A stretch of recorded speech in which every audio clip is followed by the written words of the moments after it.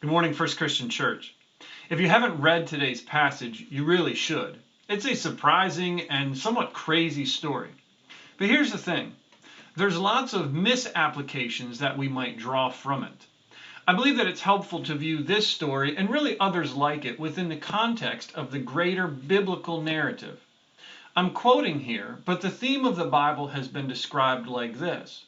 God providentially brings about his eternal good purposes to redeem a people for himself and to restore a fallen creation to the praise of his glorious grace.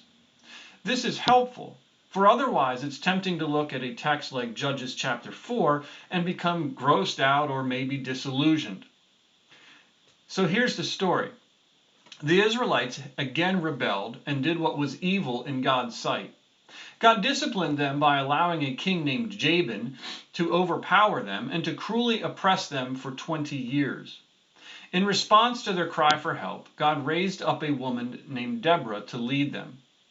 Following God's instruction, Deborah calls a man named Barak to lead an army into battle against Jabin and his general Sisera. We see Barak's response in verses 8 through 9. Barak said to her, "If you will go with me, I will go. But if you will not go with me, I will not go." And she said, "I will surely go with you. Nevertheless, the road on which you are going will not lead to your glory, for the Lord will sell Sisera into the hand of a woman." Then Deborah arose and went with Barak to Kadesh. So off they go into battle. God works on behalf of the Israelites by sending a torrential rainstorm over the battlefield.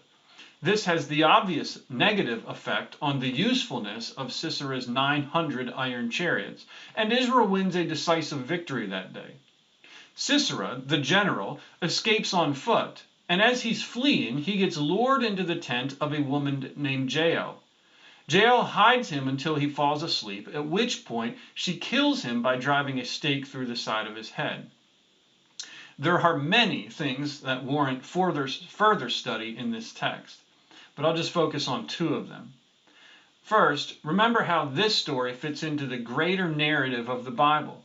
God is always working to redeem and restore his people and his creation. He does so justly and wisely. The punishment for sin and wickedness may be striking, but it is just and right. The most unloving thing that God could do would be to allow evil to go unchecked and unpunished. Second, God routinely involves ordinary people in his redemptive activities. The downside of this is that ordinary people prove on a regular basis to be less than reliable in regards to carrying out God's plan. But here's the thing.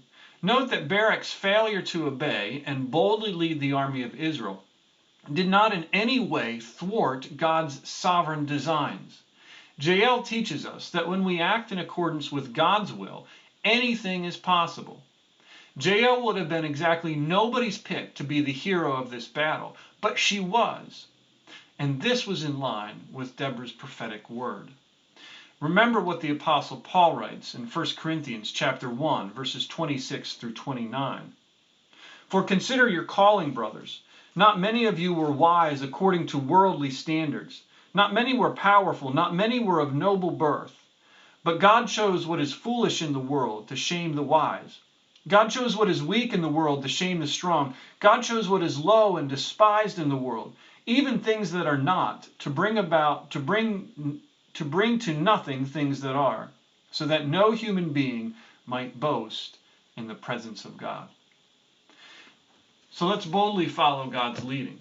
Let's join with him as he works to redeem people and to expand his kingdom. But remember, our weapon of choice is the Word of God and the gospel of Jesus Christ. So leave the hammer and the tent peg at home. May God bless you, and as always, be safe, wise, and loving.